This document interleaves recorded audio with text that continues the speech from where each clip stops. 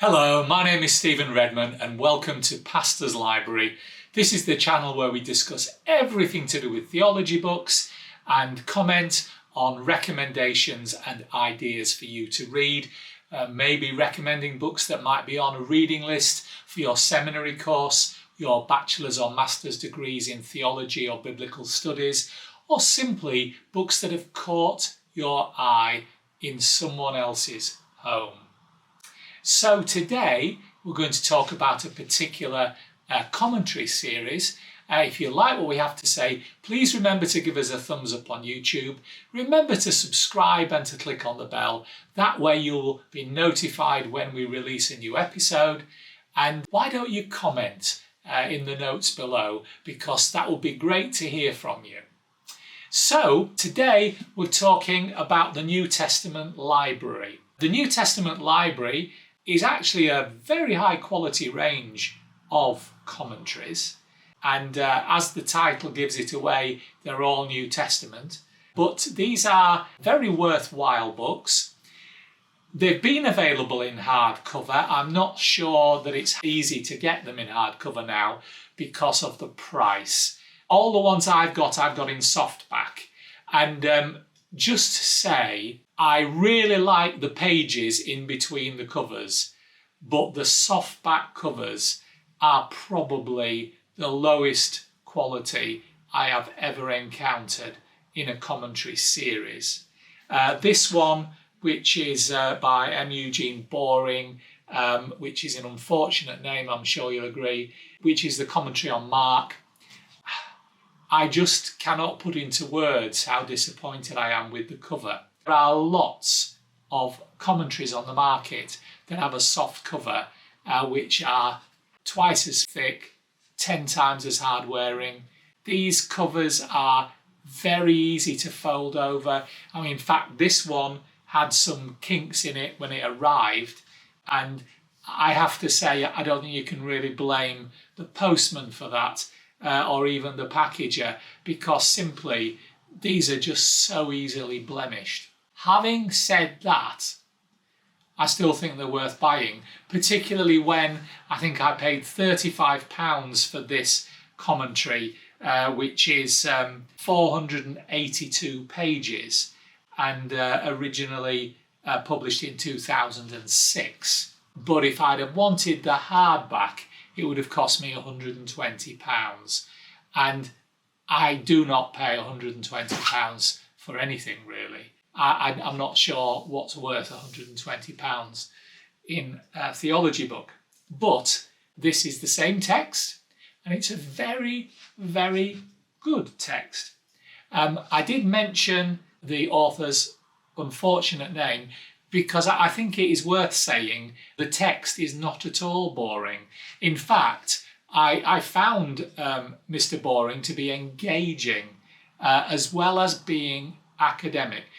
This series are presented academically. There is no question. These are not a casual sit down and flick through. If you're going to read these, this takes some commitment. But I have to say, anybody can access them. I found this one to be very accessible. All you simply have got to do is find the section dealing with the chapters and verses you're looking for and flick through 3 or 4 pages and you will get there. So whereas I said to you this is engaging and yet academic, a couple of notable things in it.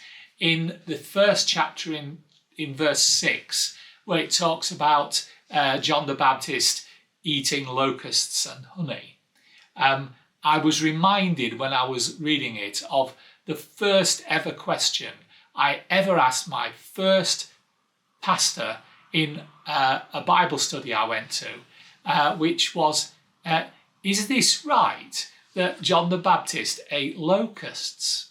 He gave me a very long and involved answer, and Boring's answer here is it was simply part of their diet, and that's it.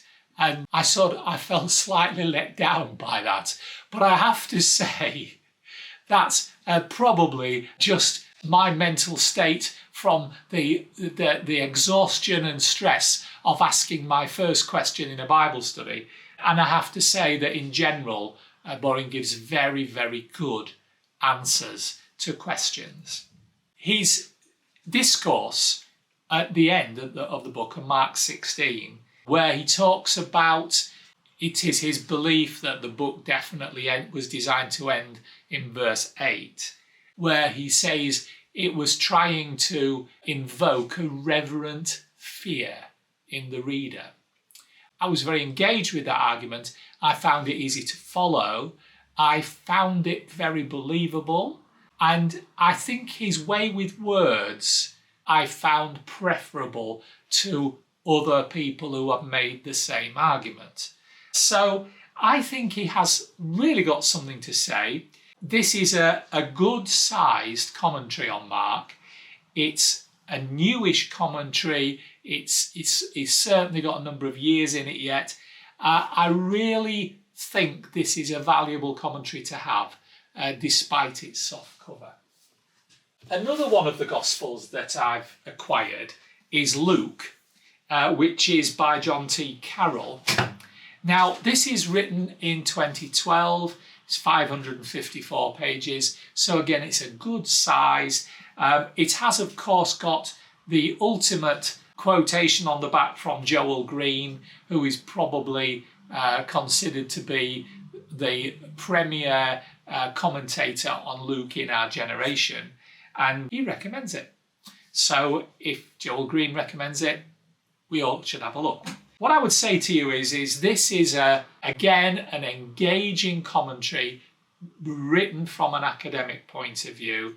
I love the way at the start of Luke's Gospel, when the angels appear to the shepherds, that Carroll says that the good news was in the first place given to those lacking social status, which is very much the takeaway point I have from the story of the shepherds. He expands on that a little bit, and I find that it's something that keeps coming up in Luke. I think Luke, which some people have described as the gospel of the marginalised, I think that's a good way to start things. In Luke chapter 4, where we have Jesus speaking in Nazareth, reading from Isaiah, he is speaking on behalf of God. He also accepts his destiny, his role, and the position of a prophet.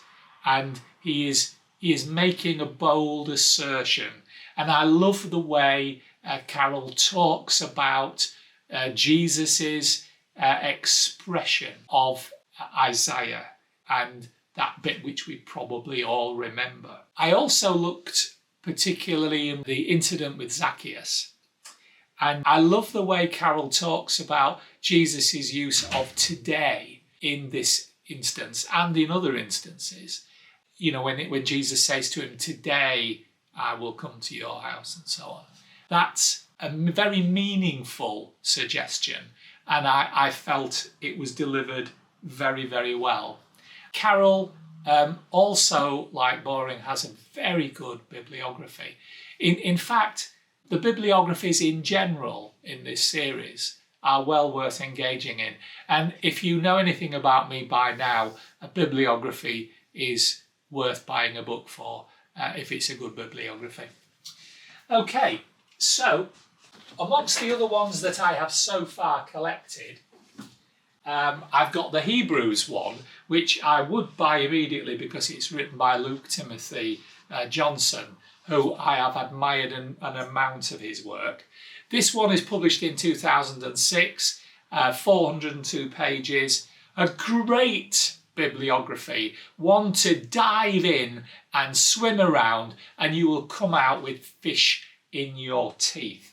It is a great way of finding out what is written. The only thing is, reality of theology writing is there's a lot of stuff coming out, and 2006 there's been a lot written since then, so don't ever take books as authoritative. I recently reviewed a book that was 2021, and I'm speaking in 2023, and it had two absolutely enormous missing items off the list because they were just going to press when it came out. So always remember that, but it's a great thing to delve into. Some ideas that I found particularly helpful in Johnson's work. At the beginning of chapter 2, when he talks about Jesus tasting death for everyone, this becomes a discourse for Johnson to run with. And I was really caught up with this. I was very much engaged with it. I liked what he said. I thought that was a well worth element to look at. As I also got caught up with the oath taken by God in chapter 6. Again, that's something that Johnson runs with for a while. And it is excellent. So, a good commentary, I would say. Certainly one that's worthwhile.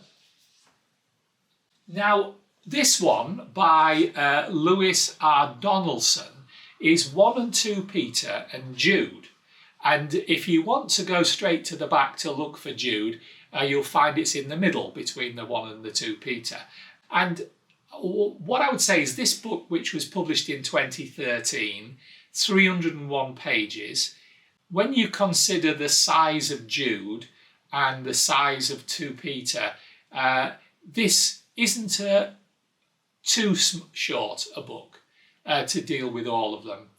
But probably of all of this series that I have worked with lately, this has been the most engaging for me.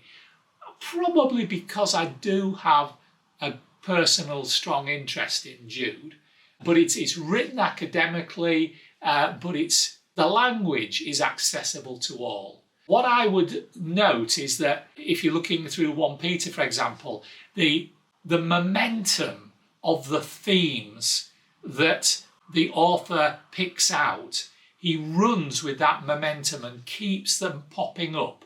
I really liked that because I think 1 Peter definitely is a book of strong themes. But I have to say to you, I loved Jude. I loved his treatment of Jude. He refers to other great works on Jude, and the bibliography includes the work by Richard Borkham, for example. The bibliography for these 3 books is absolutely brilliant. You will gain so much from that. And I have to say, of all this series, this one I thought was perhaps the best value that I could find at the moment on the internet. I mean, if you're going to buy a few of these, it's a big investment. And so you probably opt for the paperbacks as I did. But all the same, it is a commitment. But I would say to you, I think this is one of the great commentaries on Peter and Jude. So, my last one to comment on is one that I received with a great deal of recommendation. And it's the one I found the hardest to engage with. Written in 2012, it's 300 pages. It deals with the 3 letters of John. And Judith Liu, or Lau, I'm not quite sure how it's pronounced, is clearly an academic. It's written in true academic style. But I found her writing difficult to connect with personally. When I was reading this, I found myself starting to yawn a little bit. And I suppose, whereas this is definitely a very useful reference, because I actually bought this when I was preaching my way through the 3 epistles. I wanted to look at one particular issue and somebody had recommended this to me, and I found this book dealt with that issue very well. So this is a good quality commentary. I just find the writing a little bit more difficult to engage with than the other ones that I have offered to you. And I suppose the thing that I would leave you with on this particular commentary is it's a very useful reference, but I found the bibliography to be, in inverted commas, a bit different. It went back to some slightly more liberal people. It had perhaps an older range of commentaries listed. There were still things there into the journal articles that were worth looking up and worth engaging with. So I just think this is me and her probably not entirely compatible, but I've definitely found this relevant to a series I've just preached. So I can't criticise it. I bought it as something I needed, and it was what I needed. It then led me on to buy some other copies so that I could review them.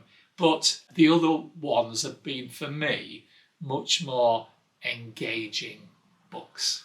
So that's all the samples I have to talk to you about the New Testament library. I would say to you, I think this is a library of commentaries which may well stand the test of time. I think that they definitely have something to offer, and I like what I have read so far. I will probably try to pick up some other ones as time goes on, but that's my recommendation to you, New Testament library. I love the Peter and Jude one, Matthew and Luke, Hebrews, they're great, but all of these have something to offer. I hope you've liked this. If you have, remember to click like, remember to subscribe, please ring the bell. That will just make sure we let you know when another episode launches. And leave some comments below. Say something. We want to hear your voice. Thank you very much. And until next time, I'll say bye.